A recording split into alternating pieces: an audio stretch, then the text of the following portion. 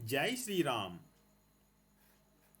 Hi పిల్లలు, రోజులాగానే ఈరోజు కూడా సీతారాం శ్రీరామాయణం నుంచి ఒక చిన్న వృత్తాంతం విందాం.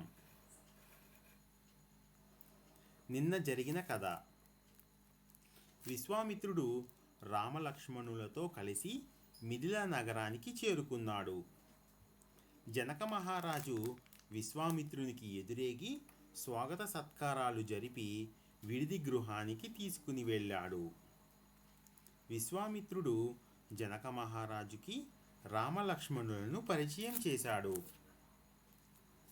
ఆ మరుసటి రోజు జనక మహారాజు సభలో ఇలా అన్నాడు: వీరులారా, రాజకుమారులారా, ఈ సభా మాధ్యమున ఉన్న శివధనస్సును ఎక్కుపెట్టిన వారిని నా కుమార్తె సీత పరిణయమాడగలదు అని ప్రకటించాడు.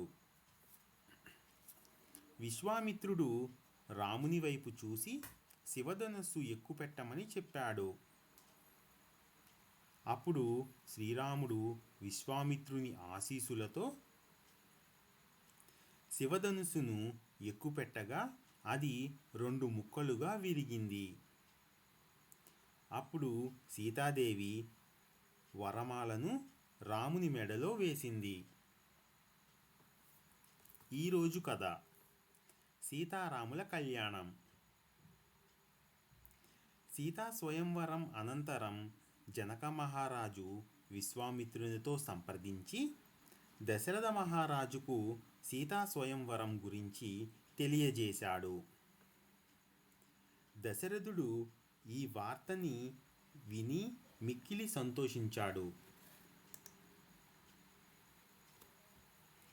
జనక మహారాజు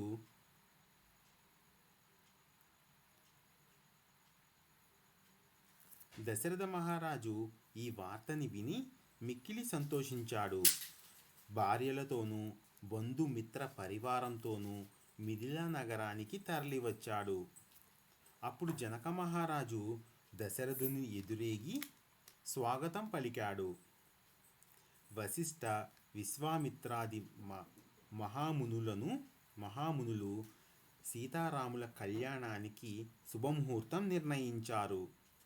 అదే ముహూర్తంలో లక్ష్మణునికి జనక మహారాజు అన్న కూతురు అయిన ఊర్మిళను, తమ్ముని కుమార్తెలు అయిన మాండవిని, శృతకీర్తులను భరత శత్రుఘ్నులకు ఇచ్చి వివాహం నిశ్చయించారు.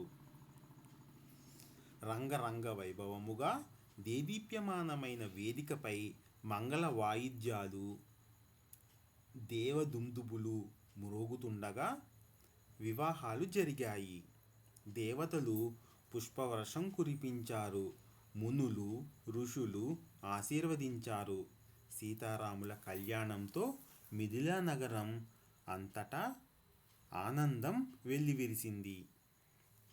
ఎక్కడెక్కడి నుంచో వివాహం చూడడానికి తండోపతండాలుగా జనం తరలివచ్చారు.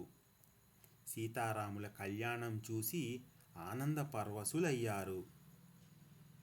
వివాహం అనంతరం దశరథుడు నూతన వధూవరులను వెంటపెట్టుకొని సపరివారంగా అయోధ్య నగరానికి బయలుదేరాడు. చూసారా పిల్లలు, ఈరోజు ఎంతో శుభదినం. సీతారాముల కళ్యాణం జరిగింది. రేపు మరొక మంచి వృత్తాంతంతో కలుద్దాం, సరేనా?